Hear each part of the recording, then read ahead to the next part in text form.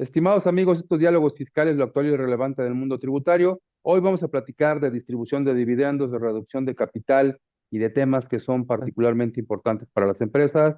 Que con nosotros tenemos un experto que nos va a ilustrar respecto a este tema. Gracias.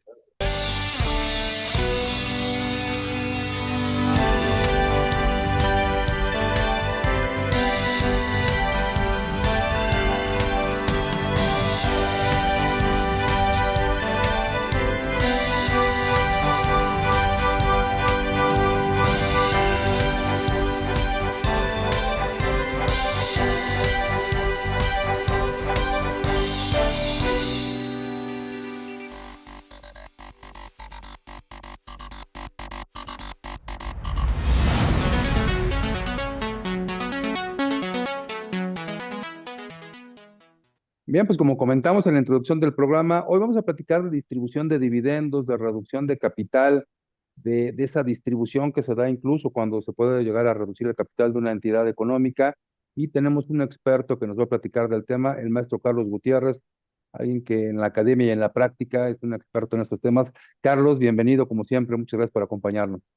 Jaime, ¿cómo estás? Qué gusto verte nuevamente y gracias nuevamente por estar aquí contigo y participar en este programa. Vamos a Bueno, pues, platicar de este tema que es importante. Ya en otro programa hemos platicado de la utilidad que se repartió a los trabajadores. Ahora vamos a la otra cara de la moneda, que es la utilidad que le repartimos a los socios de una empresa. a los socios y que a veces no les repartimos porque de repente los socios andan buscando alternativas para hacerse de recursos vía la empresa, y en muchos de los casos no recurren a esta distribución de dividendos. Así que yo te pediría en principio que nos platicaras qué es eso de distribuir dividendos, a qué se refiere el concepto. Con todo gusto, Jaime. Fíjate que los dividendos o ganancias es un derecho corporativo que tienen los accionistas de una empresa, el cual básicamente lo podemos definir como los rendimientos del proceso de un trabajo a través de una empresa. Es decir, si nosotros vendemos autos, pues obviamente todo ese proceso de la venta de autos dejó una ganancia que normalmente la vemos reflejada en el estado de resultados. Esa ganancia, obviamente, se puede repartir entre los socios o accionistas de la empresa.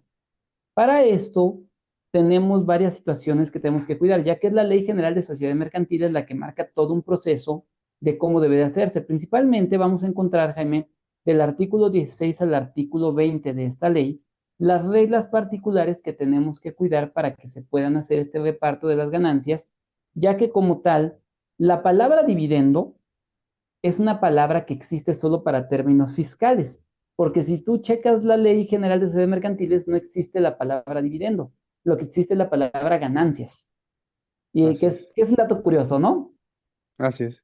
Sí, conceptualmente a lo mejor nos alejamos un poco del concepto fiscal que ordinariamente conocemos, pero bueno, hay una ganancia, los socios deciden, normalmente tiene que ocurrir a través de una asamblea, que se quieren llevar una parte de esas utilidades. ¿Y cómo se inicia el proceso? ¿Cuáles son las características fiscales que debemos atender? ¿Cómo se va dando todo esto? Primeramente empecemos por la parte mercantil, Jaime, porque la parte Claro, mercantil precisamente es el soporte de la parte fiscal. totalmente, Mercantilmente total. hablando, nos dice la Ley General de Sociedades Mercantiles que lo primero que tiene que hacerse es aprobarse los resultados de la empresa. Tú lo decías hace un momento, Jaime, es que sabes que pues, normalmente tiene que autorizarse y tiene que en una asamblea autorizarse. Pero precisamente recordemos que las sociedades tienen algo o celebran algo que se llama Asamblea General de Accionistas, las cuales pueden ser dos tipos, Jaime, puede ser ordinaria o extraordinaria.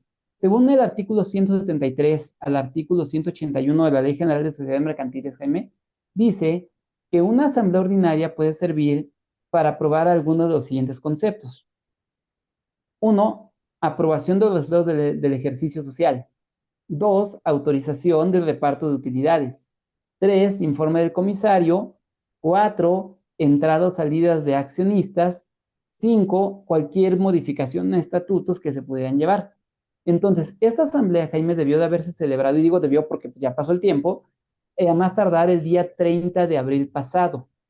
En esta asamblea, básicamente, es donde los socios tienen que tomar esa decisión. Pero Para poder tomar esta decisión del reparto de las ganancias a nivel corporativo, Jaime, lo primero que tenemos que ver es qué tipo de acciones tenemos. Por ahí la misma Ley General de Sociedades Mercantiles marca que podemos tener diferentes tipos de acciones. Podemos tener acciones ordinarias, acciones preferentes, podemos tener acciones amortizables, entre otras. ¿Y por qué es importante ver los tipos de acciones que tenemos, Jaime? Porque esto va a conferir ciertas participaciones en las ganancias que pueden ser mayores inclusive hay acciones como las preferentes que pueden tener una ganancia garantizada. Pase lo que pase, ellos tendrían una ganancia garantizada. O tenemos otras Sí. acciones que son las acciones que tienen el tilde de acciones de socio fundador, que tienen derecho a que se les participe en un porcentaje un poquito mayor de las ganancias. ¿Ok? Entonces, valoramos todo este tipo de características, determinamos que hay utilidades, determinamos que las queremos repartir.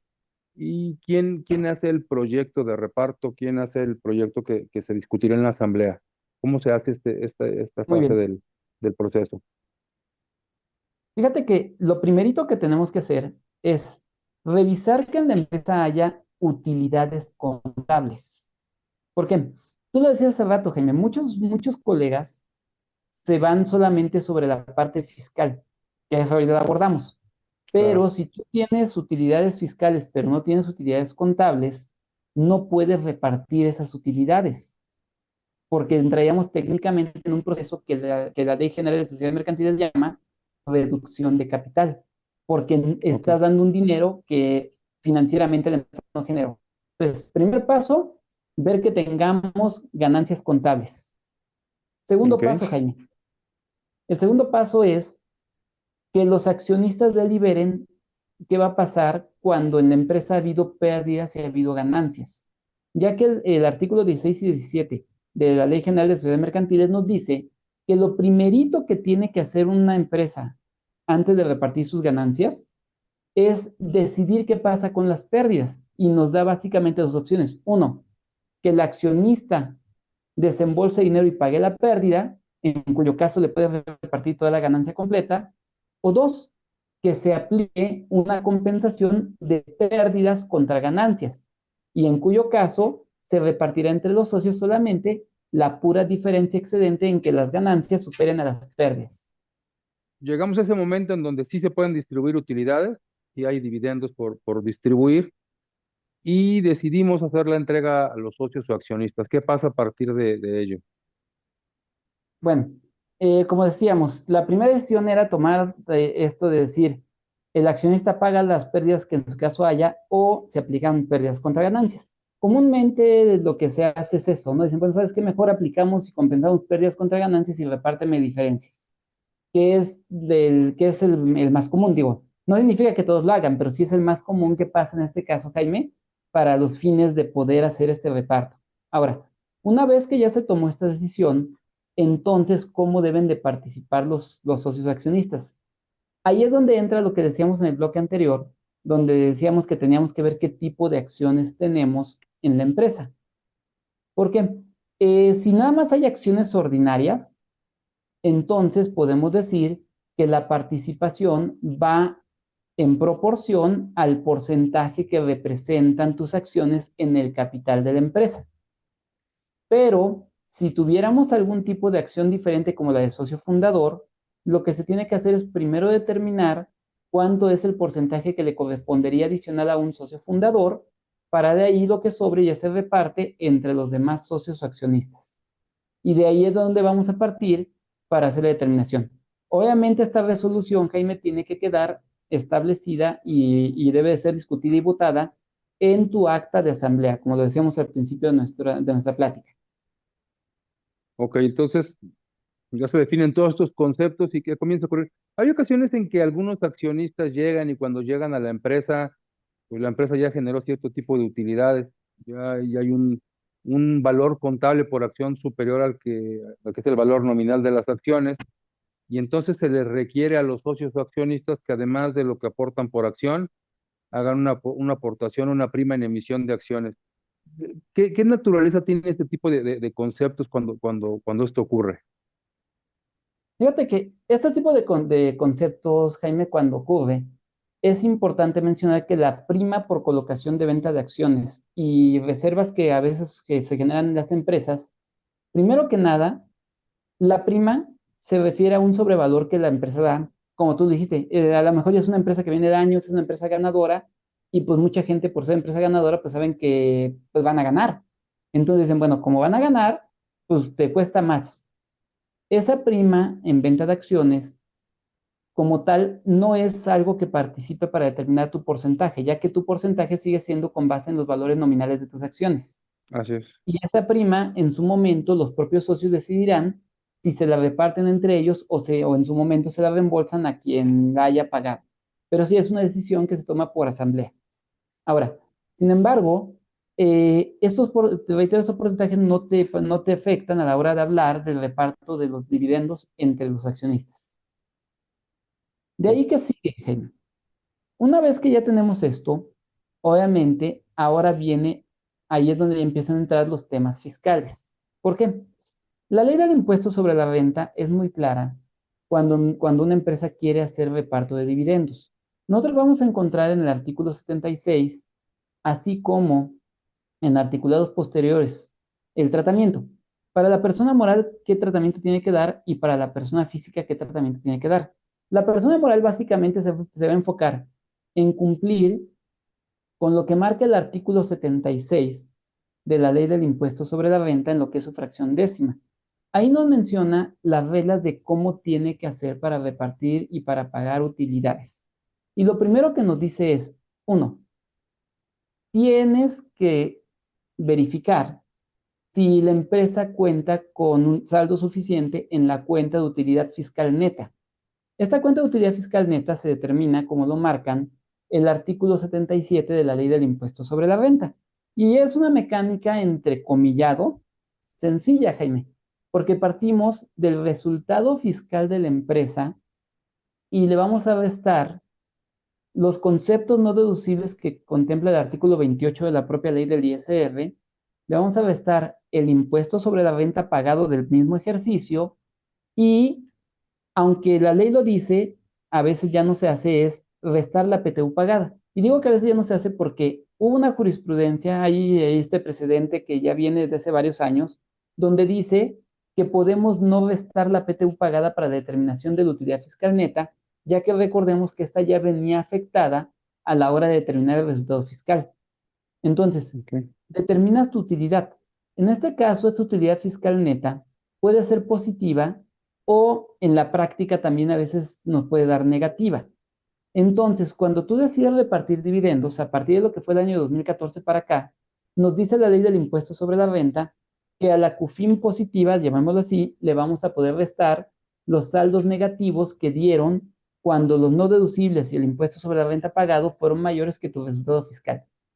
Y lo que queda es la parte de la cuenta de utilidad fiscal neta que nosotros podemos disponer para repartir dividendos.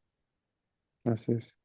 Sí, que ahí esa jurisprudencia a la que refieres, a mí me parece más una interpretación en donde dice, réstale los no deducibles, excepto las fracciones 8 y 9 del artículo 28 y la PTU pagada, que ahí yo creo que tendría que haber dicho, excepto las fracciones 8, la 9 y la 25, me parece es la de la PTU.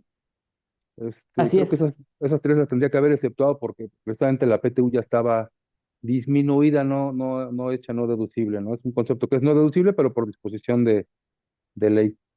Pero bueno, tenemos una CUFIN que vamos acumulando, que vamos actualizando. ¿Y qué pasa cuando distribuimos utilidades y las utilidades contables que estamos distribuyendo exceden a la PTU que le corresponde al accionista? A la ok. CUFIN, perdón, que le corresponde al accionista. Aquí lo primero que tendríamos que analizar, Jaime, es, hay que recordar que por la última reforma que se dio a la ley del impuesto sobre la renta en el año de 2014, al día de hoy muchos contribuyentes traen dos cuentas CUFIN. Ok, Una cuenta claro. CUFIN que se generó hasta el 31 de diciembre de 2013 y una nueva cuenta CUFIN que se generó de 2014 al día de hoy. ¿Por qué es importante identificar estas dos partes? Primero que nada, Jaime, porque resulta que los dividendos que tú repartes con cargo a tu cuenta CUFIN generada hasta el 31 de diciembre de 2013, podríamos decirlo, se van sin impuesto.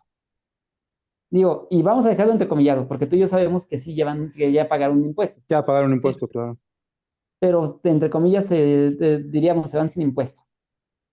Pues habría que atender en principio en esta distribución de utilidades, si son de antes de 2013, si son después de 2013, si son antes de 2013, están sujetos a las reglas de aquel entonces, si son de 2014 a la fecha, bueno, pues tendríamos que atender a lo que hoy dispone la ley del impuesto de la renta, que implica básicamente una consideración diferente en el pago del impuesto de la renta. Así es. Eh, para redondear el término, el comentario de lo que hacíamos de las utilidades generadas hasta el 31 de diciembre de 2013, estas utilidades se entiende que ya pagaron su impuesto, por lo cual en el momento que nosotros le pagamos al accionista, esa acción podremos decir que ya no se retiene ningún tipo de impuesto adicional a la hora del pago de la utilidad. Entonces, simplemente si por poner un número le tocó 100,000 pesos, sobre la base de esos 100,000 pesos, se los doy básicamente ya libres al accionista. Pero cuando hablamos de las utilidades que se generaron a partir del 1 de enero de 2014 para acá, ahí ahora tenemos otro impuesto que se le carga al accionista, que es un impuesto del 10%, el cual se considera pago definitivo para el accionista. Es decir, tomando el mismo ejemplo, si le tocan 100,000 pesos, pero estos ya se pagan con cargo a la CUFIN generada de 2014 para acá, entonces yo tendré que decir 100,000 pesos por el 10%, le retengo 10,000 y entonces le hago un pago neto a mi accionista de 90,000 pesos.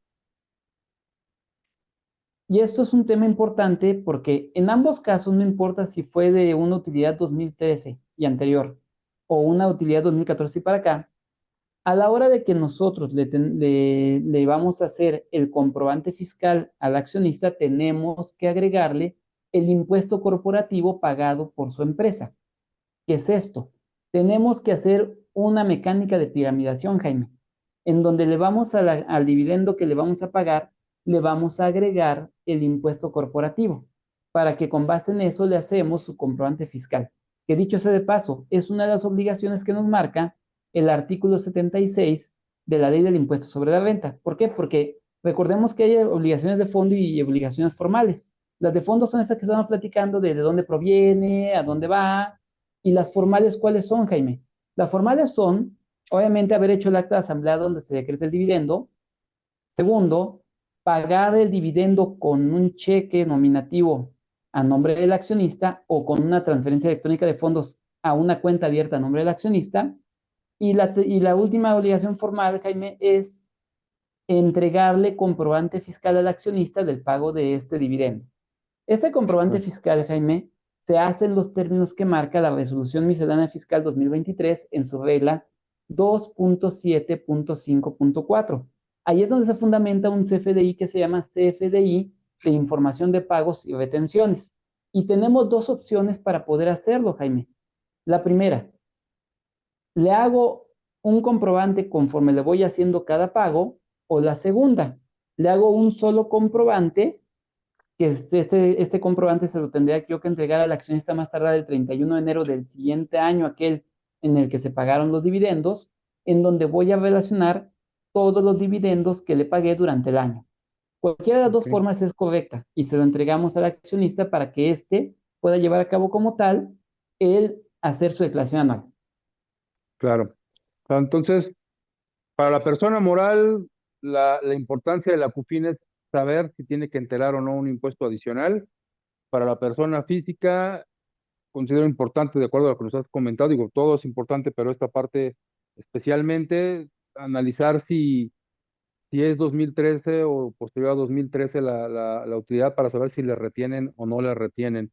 Y también considerar que esa retención que le practican al accionista no tiene ningún efecto de acreditamiento ni de disminución de un impuesto posterior, es un impuesto definitivo y adicional. ¿Qué opinas tú de este impuesto adicional?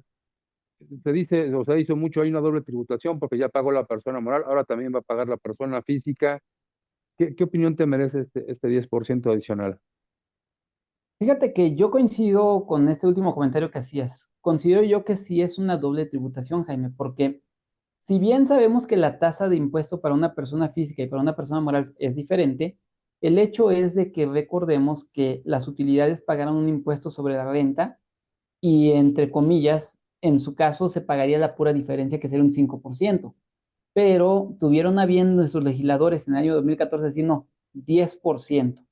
Entonces, yo creo que sí es una doble tributación, no en todo, considero que nada más es la mitad lo que sería una doble tributación, hablando obviamente de un tema de proporcionalidad, pero pues al final del día fue un impuesto que ya ha habido distintos intentos de amparo contra ello y la Suprema Corte de Justicia los ha rechazado, ha Sí, resuelto negativamente. Entonces, básicamente lo que ha hecho la Suprema Corte es legal que te cobren ese 10%. Lo que también veo y que se ha atacado es, oye, bueno, ok, lo pago. Ya me dijiste que no puedo no pagarlo. Pues permíteme acreditarlo. Pero también la Suprema Corte dijo que la mecánica del ISR también es correcta y que no se podrá acreditar, que es otro punto importante ahí. sí, habrá que seguir explorando cuál es el sentido del concepto y cómo se podría impugnar, pero bueno, finalmente sí, efectivamente se ha validado en distintas ocasiones. Ya distribuimos, ya tenemos los dividendos, pero hay casos particulares, incluso uno que tú mencionaste, pudiéramos estar distribuyendo dividendos tantos que se excedan de la parte de las utilidades y entonces hay una reducción de capital. Y yo te planteaba uno en sentido contrario, ¿qué pasa cuando hay reducción de capital que excede el monto del capital aportado y entonces se considera como distribución de dividendos? ¿Cómo se determinan en estos casos a grandes rasgos los conceptos? Mira, aquí lo primero que tenemos que checar, Jaime, porque también estaba ahí en el tintero otro punto que comentabas, que era qué pasaba cuando nosotros distribuíamos utilidades contables que excedían a las utilidades fiscales. Es decir, tengo 5 Ujú, pesos de utilidad fiscal, pero distribuí 7 pesos porque contablemente tenía 7 pesos. Bueno, a estos 2 pesos diferenciales, tomando como base el ejemplo que menciono, se le llaman dividendos no provenientes de COFIN y se tiene que pagar el impuesto en los términos que marca el artículo 10 de la ley del impuesto sobre la renta. Es decir, vamos a tomar esos 2 pesos excedentes, los vamos a piramidar por un factor que viene contenido en este artículo, que es el factor de 1.4283, y sobre eso le vamos a determinar el 30%. La empresa que distribuye los dividendos tendrá que pagar ese impuesto y el socio accionista va a pagar adicionalmente el 10% del que ya hablábamos. Y sobre esto, ¿qué va a pasar? Ese impuesto que la empresa va a pagar tiene derecho a recuperarlo vía acreditamiento, tanto en pagos provisionales como en declaración anual, como ISR acreditable por dividendos. Y de esta forma lo recupera porque para la empresa es como pagar por anticipado un impuesto de algo que, entre comillas, no se ha generado. así es. Ahora, ese por el lado de cuando los dividendos contables exceden a los dividendos fiscales. Ahora, ¿y qué pasa cuando como tal no tengo utilidades contables suficientes y pago? Es decir, es al revés, cuando los dividendos pagados Ujú, fiscalmente son mayores que las utilidades contables. Este es el contrario censo. En estos casos, Jaime, lo que pasa es que se hace una reducción de capital. El artículo 78 de la ley del ISR nos dice que vamos a tener que determinar el capital contable, compararlo contra la cuenta CUCA, que es la cuenta capital de aportación fiscal, y cuando el valor de este es mayor que el de la CUCA, entonces se entiende que hay una ganancia distribuida. Y esa ganancia distribuida va a pagar el impuesto básicamente en los mismos términos que los dividendos no así es. provenientes del fin. Así es.